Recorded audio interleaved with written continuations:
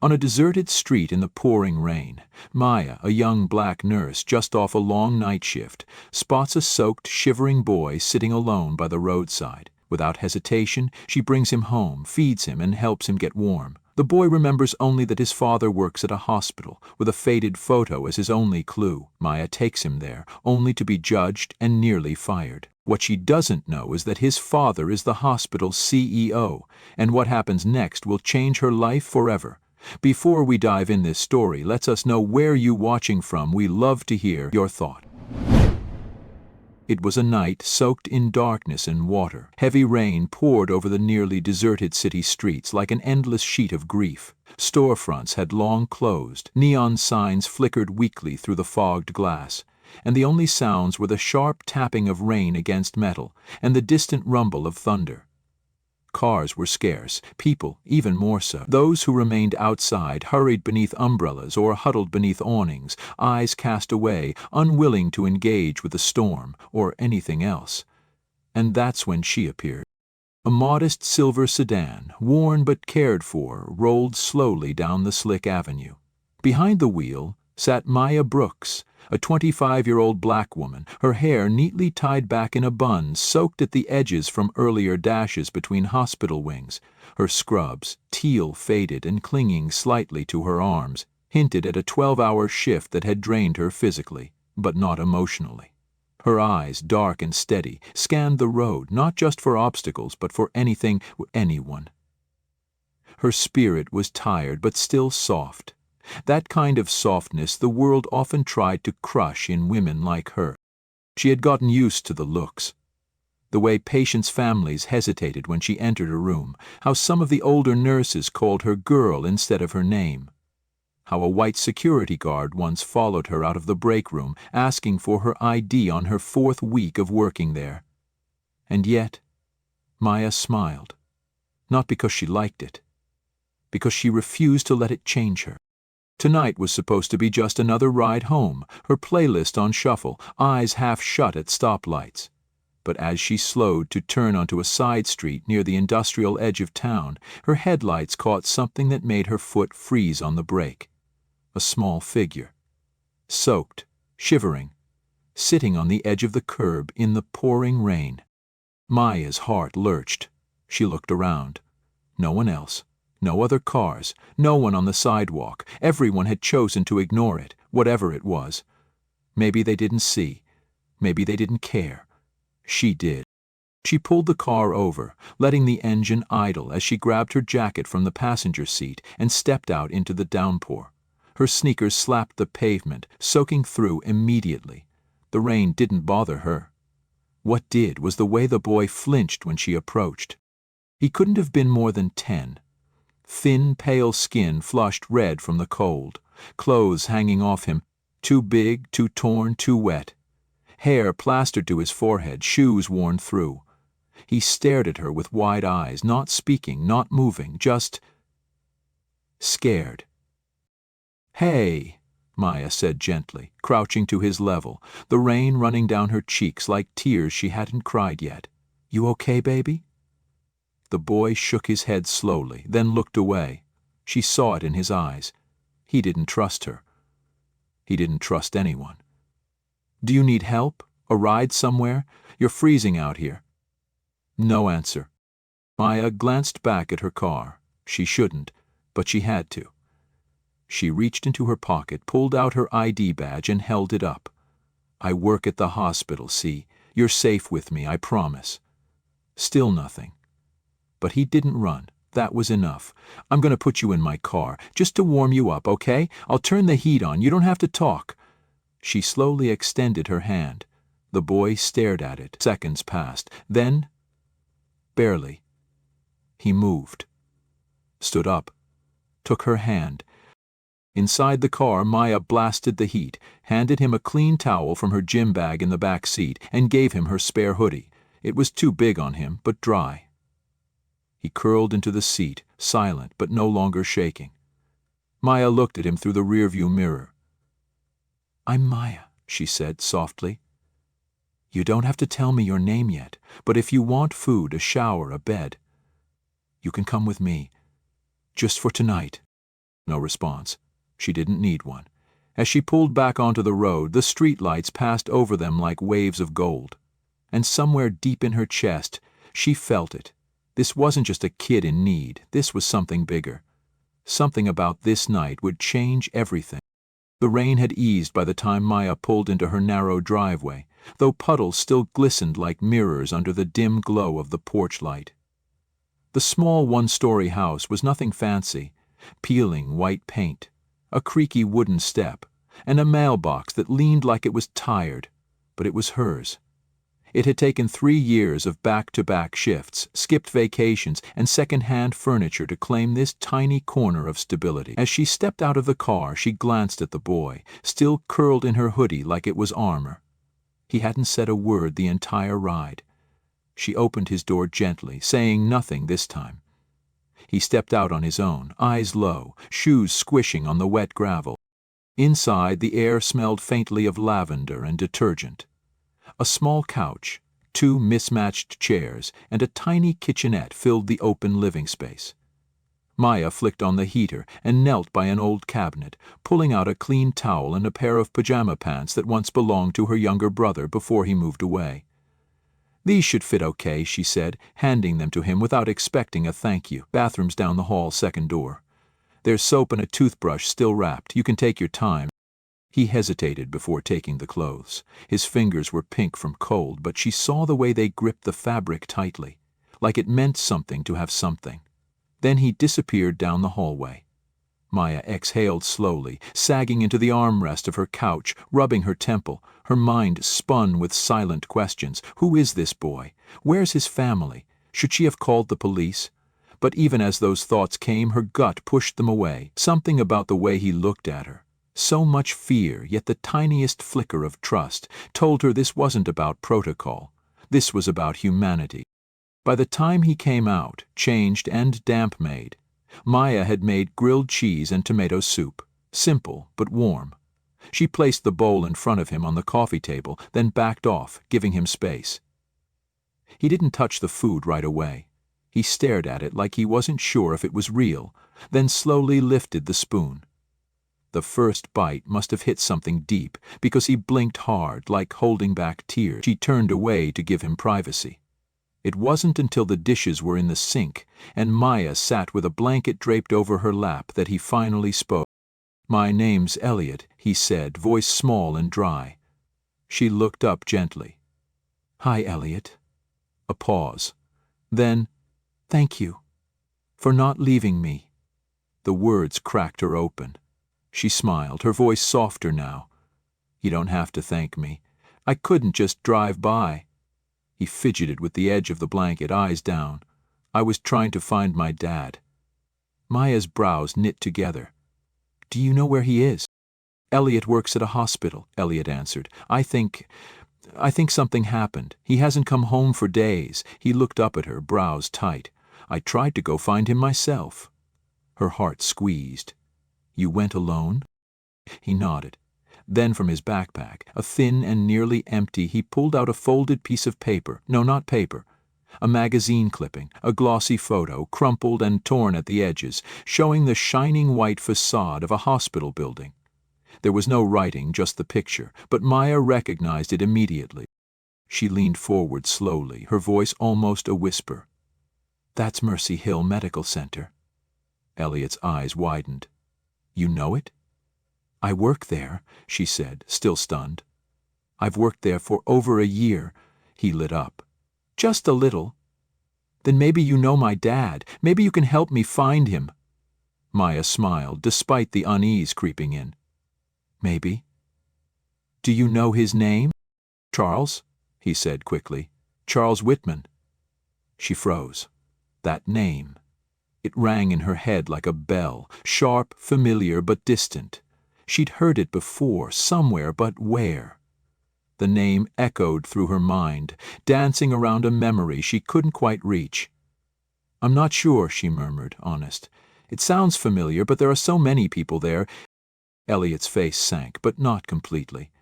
Maya reached out, resting a hand near his, not touching, just near. "Listen. Tomorrow morning I have to go in for work. I'll take you with me. Maybe if we ask around, we'll find someone who knows where he is. We'll figure it out together, okay?" He looked at her for a long moment. A real look, not one of fear or mistrust, but something that cracked through his wall. Then he nodded. Later that night, after Elliot had fallen asleep on the couch, wrapped tight in the blanket she always kept for guests but never used, Maya stood at her tiny kitchen window, staring out at the night. The rain had stopped. The street was silent. But inside her a storm had only just begun. She thought of the name again. Charles Whitman. Why did it stick? She remembered hearing it once, maybe during a morning huddle, a distant conversation between admin staff, not someone she'd ever seen face to face. Still, something pulled at her. This wasn't just coincidence. This boy didn't just end up on her street by chance. And then another thought hit her, sharp and cruel. She'd been working for years to be taken seriously, to be more than just the black nurse, to be seen for her care, her skill, her commitment. And now she was about to walk into that space with a child no one knew, whose skin didn't match hers, with no explanation that would satisfy their assumptions. But then she turned to look at Elliot, his chest rising and falling with the kind of peaceful sleep only exhaustion could bring. She'd do it anyway. Even if they stared, even if they whispered, even if they used it to judge her, to drag her down, because this wasn't about them. It was about a boy with no dry clothes, no safe place, and a torn picture clutched in his hand like a lifeline. It was about the promise she'd made without saying the words. She was going to help him find his father, and no one, not judgment, not protocol, not fear, was going to stop her. The next morning broke gray and slow, with a thin mist still hanging in the air like the sky hadn't fully recovered from last night's storm. Maya stood at the mirror brushing her edges, tying her bun tighter than usual. Her teal scrubs were freshly laundered, her sneakers clean but worn. Everything about her appearance neat, competent, intentional. She glanced over her shoulder at Elliot, still sitting quietly at the edge of the couch, his backpack held tight to his chest like a life vest. His hair was dry now, his cheeks no longer flushed from cold, but his shirt was a little too big and frayed at the collar. The pants Maya had found were clean, but the knees were scuffed from years of her brother's play. He looked like what he was. A child holding himself together with borrowed fabric and silence. "Ready?" she asked, turning to him with a small smile. He nodded, eyes uncertain but determined. On the way to the hospital, the car was quiet, save for the soft hum of tires over wet pavement. Elliot kept looking out the window, his fingers twitching as he traced invisible patterns on the glass. Maya wanted to say something comforting, something brave, but her thoughts were restless.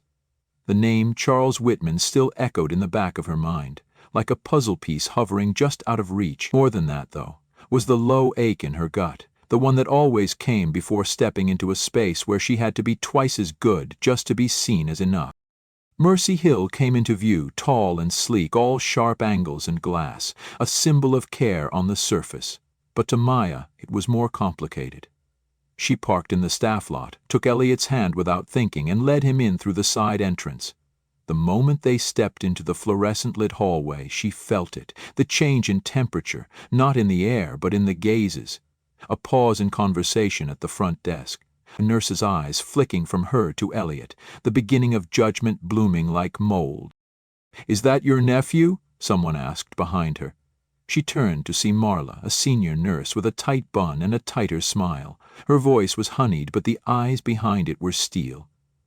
"No," Maya said simply. "He's with me today, just for a bit." Marla blinked, her smile flickering. "You know we're not supposed to have guests during shifts." "People won't be in the way. I'm helping him find his father," Maya said, trying to keep her tone steady, professional. She didn't owe an explanation, but she knew how quickly silence would be twisted into suspicion.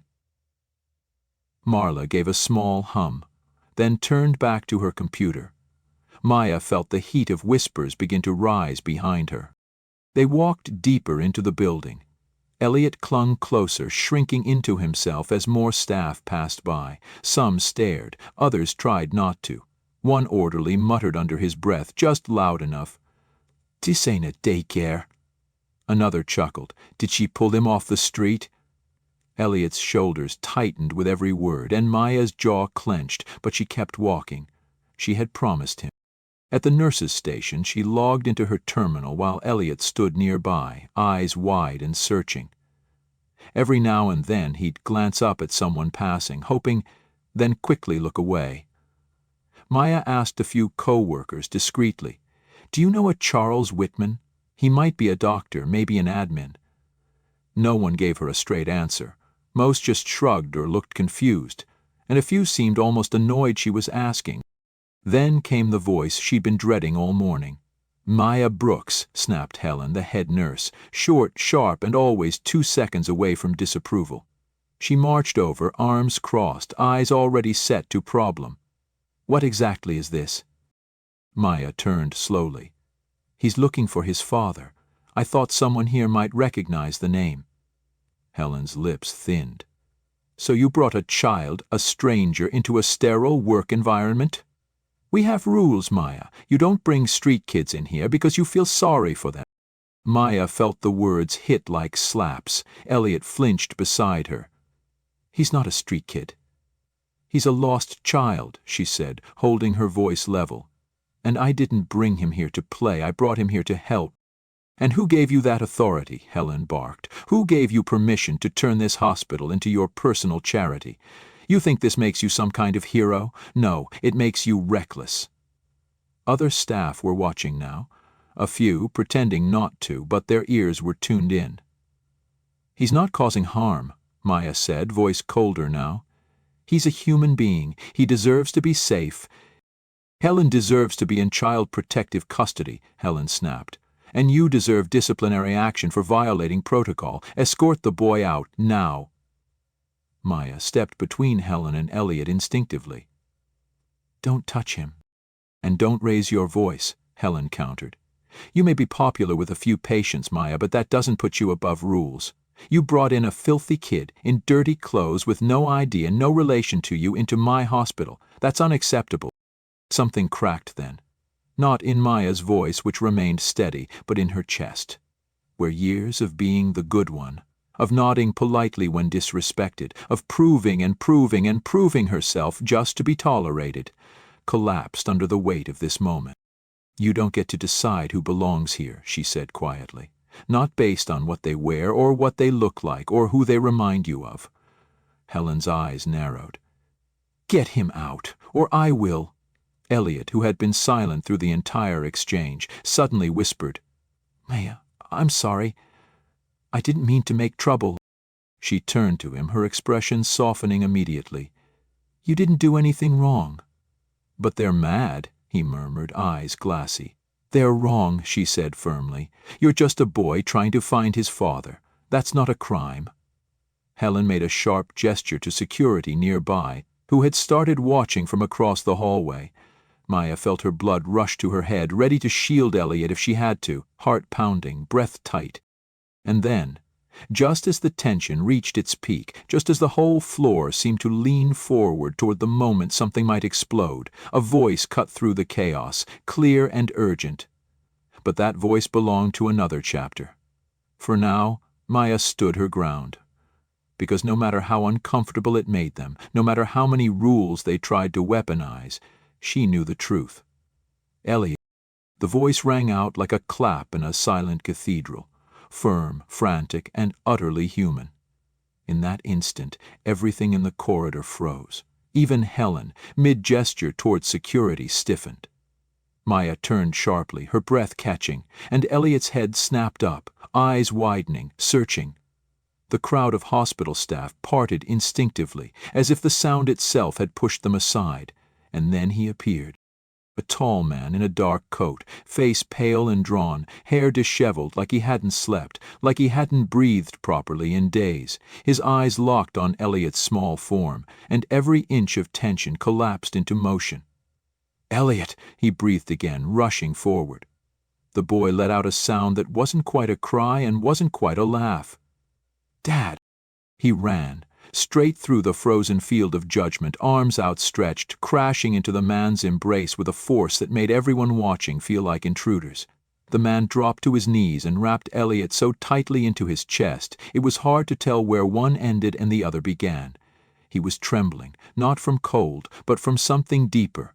Relief, heartbreak, gratitude. His voice cracked as he spoke into Elliot's hair. I looked everywhere. I didn't know where you went. God, I thought. I thought I lost you. Maya stood still, hands clenched by her sides, pulse hammering in her ears. She didn't know what to do, whether to speak, whether to leave. Her eyes burned, but she held herself together. This moment wasn't hers, it was theirs. The man finally looked up. His gaze swept past the nurses, past the stunned onlookers, past Helen, and landed on Maya. Something changed in his expression, recognition, and then understanding.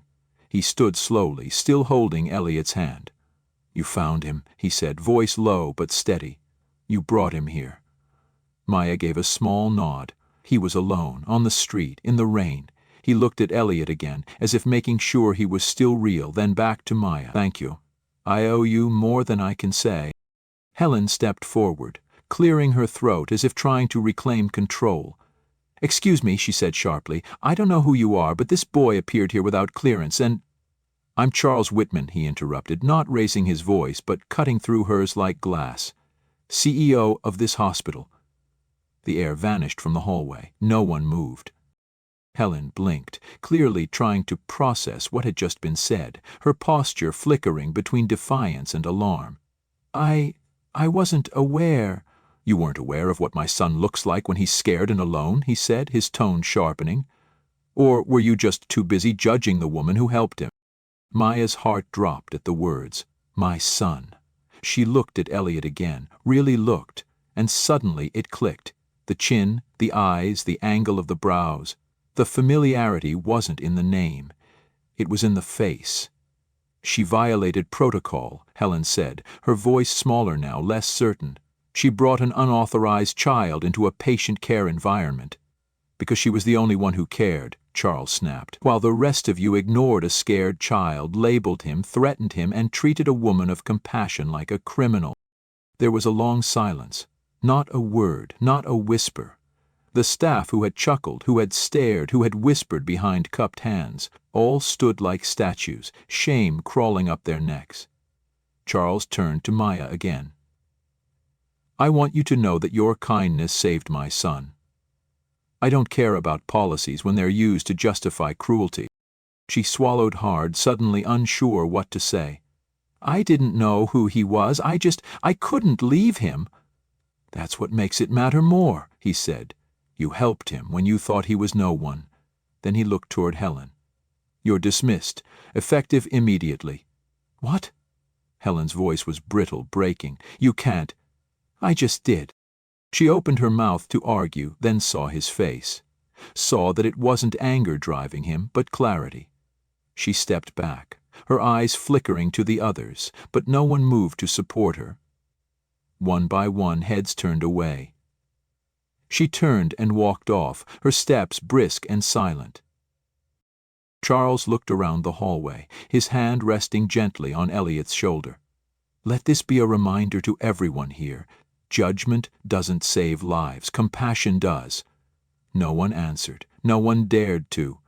Elliot, still clutching his father's hand, looked up at Maya and tugged his sleeve. "Dad," he whispered, "she's the one who gave me food, dry clothes. She stayed with me all night." Charles followed his son's eyes and stepped toward Maya, extending his hand. "Maya Brooks. I've heard your name in staff evaluations. You're the kind of nurse every hospital dreams of. But I never imagined you'd become the reason I found my son again." She took his hand slowly, humbled. "I didn't do anything anyone else here wouldn't have done," she said quietly, though her eyes betrayed the truth. "They hadn't. But you did," he said. "And you didn't hesitate." Behind them, someone finally spoke, a young intern Maya had barely noticed before. "She's the reason I applied here," he said. "She treated my mother with kindness during chemo. That's what stuck with me." Another nurse chimed in, softer. "She stayed past her shift for my patient last week. No one asked her to." And slowly, one by one, people started nodding. Not just to Charles, but to Maya, in quiet agreement, in belated recognition, in apology. Maya didn't need the praise. She never had. But in that moment, surrounded by people who had tried to reduce her worth to rules and assumptions, she felt something shift. A validation that went deeper than a title or an evaluation. Then Elliot reached for her hand, placing his small fingers into hers with quiet trust. "Can I still stay with you sometimes?" he asked. Maya smiled gently. "Any time." For the first time that day, her eyes filled, and this time she let the tears fall. She had stood in the fire, and now, in the calm after the storm, the world had finally seen her. The morning sun spilled over the rooftops, soft and golden, the kind of light that made even the tired bricks of the hospital's facade look warm. Days had passed since the moment everything changed, but for Maya it hadn't truly sunk in. Not when Charles had thanked her, not even when Helen was escorted out. But now, walking through the main lobby, where staff nodded at her not with suspicion but with something close to respect, she felt it, not just a shift in how others saw her, but in how she saw herself. She wasn't just tolerated here anymore, she belonged. And more than that, she mattered. She walked past the front desk, her new ID badge heavier around her neck. Head nurse, Maya Brooks. The title still felt strange, like trying on a coat that didn't quite fit yet, but she was growing into it with each steady step. It wasn't about the power or the authority, it was about being trusted to lead, to shape something better. She hadn't asked for it. She'd earned it, quietly, consistently, through choices made in the dark without any promise of reward, and now that light was finally reaching her. Upstairs, Elliot sat cross-legged in Charles's office, sketching with colored pencils on a thick pad. A small, sunlit corner had been arranged just for him. Soft chair, shelf of books, a blanket folded neatly on the armrest. Maya stepped in with her usual knock, and he looked up with a grin that made her heart stretch. "Maya, look, I drew the hospital. That's where you work, and that's where Dad finds me." She smiled and walked over, crouching beside him. The drawing was rough but clear, 2 stick figures, one taller with messy hair, one smaller with a backpack. Between them stood a brown-skinned figure in teal scrubs, arms outstretched. "You gave me a cape," she teased gently. "Because you're like a superhero," Elliot said, shrugging like it was obvious. Charles turned from his desk, a stack of policy drafts in one hand, and offered a knowing smile. "I can't argue with that." She stood, brushing imaginary lint off her sleeve. "You know I never meant for any of this. I just did what felt right." "That's why it worked," Charles said, "and why I'm asking for more than just your leadership on the floor." He gestured to the papers on his desk. "I've been thinking since that day.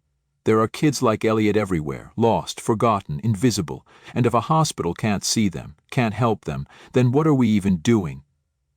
Maya's eyes narrowed slightly, not in suspicion, but in quiet calculation. "What do you have in mind?" "A foundation," he said. "Private, independent, operated out of this hospital, but not bound by the red tape. A fund to provide treatment for children in crisis, homeless, abandoned, or just slipping through cracks too wide for the system to cover. I want you to run it with me." The idea hit her like a breath she hadn't realized she'd been holding. She imagined it, not just reacting to pain, but preventing it, creating something permanent out of what had been a single instinctive act of compassion. "You're serious?" "I am," he said, "and I trust you. Because you didn't wait for permission to do the right thing." Maya looked over at Elliot, now humming quietly as he shaded a tree in his drawing, then back at Charles. Her answer was quiet, but unshakable. "Let's do it." The foundation took shape faster than anyone expected. Charles's name opened doors, but it was Maya's story that moved hearts. Donors responded not to press releases, but to the raw truth of a nurse who chose to stop for a child no one else saw. The hospital staff who once whispered now volunteered extra hours. Some even came to her directly with apologies, and though she didn't need them, she accepted each one with grace. On the night of the Foundation's launch, the conference room was transformed into something bright, almost sacred. Photographs of children helped, testimonies from parents, a mural of Eliot's original drawing enlarged on canvas and framed in the entry. Maya stood by the podium wearing her best blouse, nervous but steady. She didn't speak long, just enough. "I didn't do anything heroic," she said to the crowd of doctors, nurses, donors, and strangers. "I saw a child in pain and I stopped.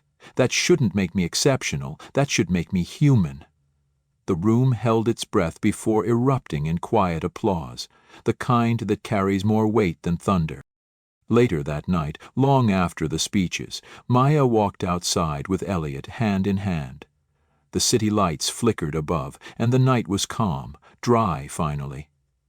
Eliot looked up at her. "Do you think other kids like me will be okay now?" She paused, then knelt beside him. "I think they'll have someone watching out for them. Someone who won't look away." He nodded, like he understood more than he should.